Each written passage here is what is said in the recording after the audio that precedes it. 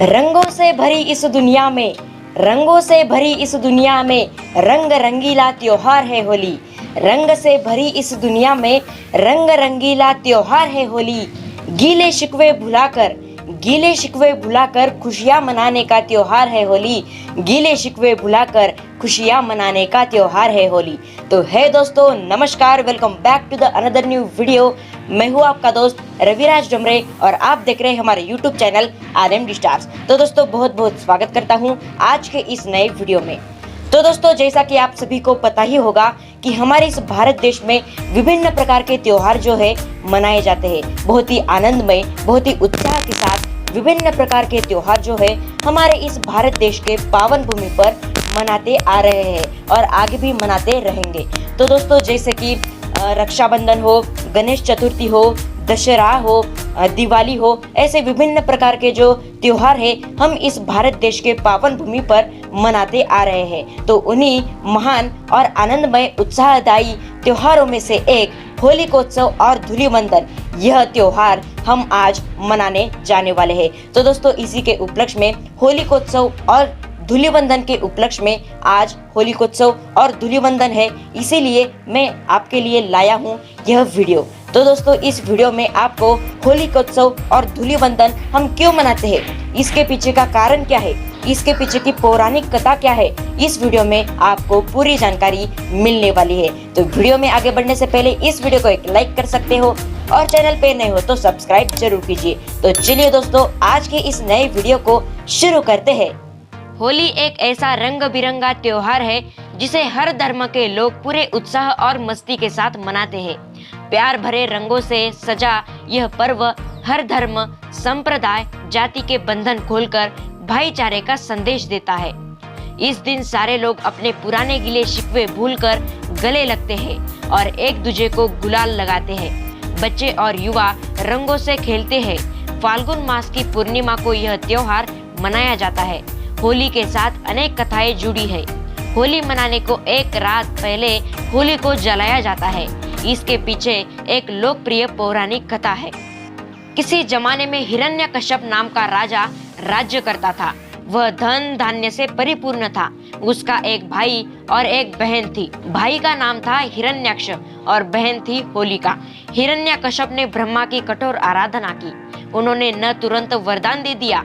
हिरण्यकश्यप ने यह वरदान प्राप्त किया कि मैं न जमीन पर मरूं, न आकाश में, न मैं शाम में मरूं, न दिन में, न घर के बाहर मरूं, न भीतर, न मनुष्य से मरूं, न जानवर से। इस तरह का वरदान प्राप्त कर पृथ्वी पर उत्पात मचाने लगा।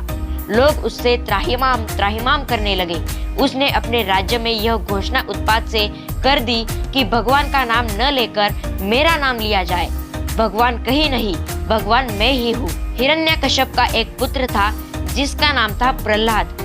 एक दिन प्रहलाद खेलते खेलते किसी कुंभकार के घर पहुंच गया।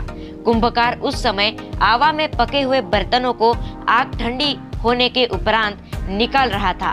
प्रहलाद बाल स्वभाववश उसे देखने लगा। उसने देखा कि आवा के मध्य में 2-4 बर्तन अधपके हैं और उन बर्तनों के बीच एक बर्तन बिल्कुल नहीं पका। कुंभकार ने जब उस घड़े को उठाया तो उसमें से बिल्ली के बच्चे म्याऊ म्याऊ बोलने लगे।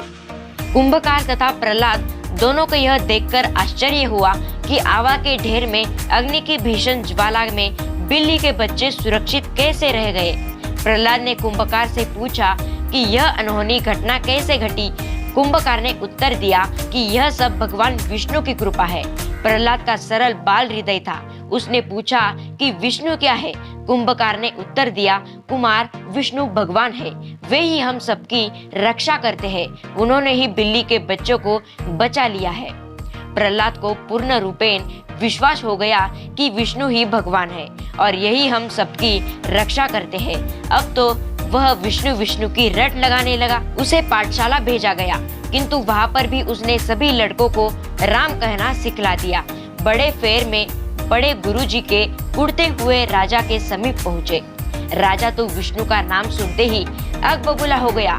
आंखों में चिंगारियां निकलने लगी। क्रोध से अधर फड़कने लगा। उसने प्रहलाद को बुलाकर बहुत समझाया कि राम कहना छोड़ दे, किंतु प्रहलाद उसे छोड़ता भी कैसे? उसे तो भगवान विष्णु की कृपा का साक्षात्कार हो चुका था। राजा के कहने पर भी प्रहलाद ने अपना हट नहीं छोड़ा। राजा का आदेश हुआ कि जैसे भी हो प्रहलाद की हत्या कर डाली जाए। उसे मारने के अनेक प्रयत्न किए गए, किंतु सारे प्रयत्न निष्फल सिद्ध हुए। यहाँ तक कि उसे विष पिलाया गया, पागल हाथी के नीचे कुचलवाया गया, पहाड़ पर से गिराया गया, किंतु जैसे सारे कष्ट प्रहलाद के लिए वरदान ही सिद्ध हुए। अंत में कोई उपाय न देखकर प्रहलाद को आग में जलाने का उपाय सोचा गया, किंतु प्रश्न था कि प्रहलाद को आग में लेकर बैठे कौन। इसके लिए राजा की बहन होलिका तैयार हुई। होलिका को यह वरदान प्राप्त था कि वह आग से कभी न जलेगी। एक जगह लकड़ी का बहुत बड़ा ढेर लगाया गया। होलिका बालक प्रहलाद को लेकर बैठ गई। ढेर में आग लगा दी गई। भगवान की कृपा से उसके सारे वरदान और प्रयत्न निष्फल हो गए और आग के साथ होलिका भी जलकर खाक हो गई, किंतु प्रहलाद का बाल भी बाका ना हुआ। आग बुझने के उपरांत बालक प्रहलाद उसमें से विष्णु विष्णु कहता हुआ बाहर निकल आया। इतना होने के अनंतर भी हिरण्यकश्यप कब मारने वाला था।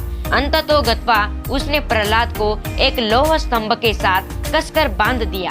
शाम की बेला थी, आकाश धुमिला हो चला था। इसी समय राजा अपनी तलवार निकालकर जो ही मारने के लिए दौड़ा कि लौह स्तंभ तत्क्षण एक भयानक गर्जन के साथ फट गया और उसमें से एक नरसिंह की विशाल मूर्ति निकल आई। उसका सिर सिंह का था और शरीर मानव का। इसे ही हम नरसिंह अवतार की संज्ञा देते हैं। नरसिंह भगवान हिरण्यकश्यप को अपने घुटनों पर लेकर उसकी हत्या कर डाली। सुतराम राज्य को हिरण्यकश्यप के अत्याचारों से मुक्ति प्राप्त हुई।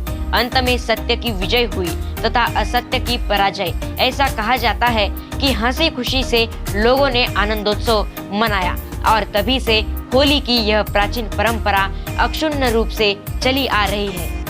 यह कथा इस बात का संकेत करती है कि बुराई पर अच्छाई की जीत अवश्य होती है। आज भी पूर्णिमा को होली जलाते हैं और अगले दिन सब लोग एक दूसरे पर गुलाल, अबीर और तरह तरह के रंग डालते हैं। यह त्योहार रंगों का त्योहार है। इस दिन लोग प्रातः काल उठकर रंगों को लेकर अपने नाते रिश्तेदारों व मित्रों के घर जाते हैं और उनके साथ जमकर होली खेलते हैं। बच्चों के लिए तो यह त्योहार विशेष महत्व रखता है। वह एक दिन पहले से ही बाजार से अपने लिए तरह तरह की पिचकारियां व गुब्बारे लाते हैं। बच्चे गुब्बारों व पिचकारी से अपने मित्रों को साथ ही होली का आनंद उठाते हैं। सभी लोग बैर भाव भूलकर एक दूसरे से परस्पर गले मिलते हैं। घरों में औरतें एक दिन पहले से ही मिठाइयाँ, गुजिया आदि बनाती है। वह अपने पास पड़ोस में आपस में बांटती है। कई लोग होली की टोली बनाकर निकलते हैं। उन्हें हुरियारे कहते हैं। ब्रज की होली, मथुरा की होली, वृंदावन की होली, बरसाने की होली, काशी की होली पूरे भारत में मशहूर है। आजकल अच्छी क्वालिटी के रंगों का प्रयोग नहीं होता और त्वचा को नुकसान पहुंचाने वाले रंग खेले जाते हैं। यहाँ सरासर गलत है। इस मन भावन त्योहार पर रासायनिक लेप व नशे आदि से दूर रहना चाहिए। बच्चों को भी सावधानी रखनी चाहिए। बच्चों को बड़ों की निगरानी में ही होली खेलना चाहिए। दूर से गुब्बारे फेंकने से आंखों में घाव भी हो सकता है। रंगों को भी आंखों और अन्य अंदरूनी अंगों में जाने से रोकना चाहिए। यह मस्ती भरा पर्व मिलजुल कर मनाना चाहिए। तो दोस्तों, जैसा कि आपने देखा, मैंने आज आपके सामने होलिकोत्सव और धूलिवंदन के इस पावन अवसर पर, इस पावन त्योहार पर एक विशेष जानकारी जो है और एक खास जानकारी जो है आपके सामने प्रस्तुत की। तो यह जानकारी आपको कैसी लगी हमें नीचे कमेंट सेक्शन में जरूर जाकर बताइए। तो दोस्तों, और एक बार आपको शुभकामनाएं देने के लिए एक शायरी प्रस्तुत करना चाहता हूँ। रंगीन दुनिया का रंगीन पैगाम है होली, रंगीन दुनिया का रंगीन पैगाम है होली। हर तरफ यही धूम है मची, हर तरफ यही धूम है मची। बुरा ना मानो होली है होली, बुरा ना मानो होली है होली। तो दोस्तों, मेरी तरफ से और मेरे प्यारे परिवार की ओर से आप सभी को होलिकोत्सव और धूलिवंदन के अवसर पर आप सभी को बहुत बहुत शुभकामनाएं और बहुत बहुत बधाइयाँ। तो दोस्तों, आज के इस वीडियो में बस इतना ही। तब तक के लिए धन्यवाद। जय हिंद, जय भारत।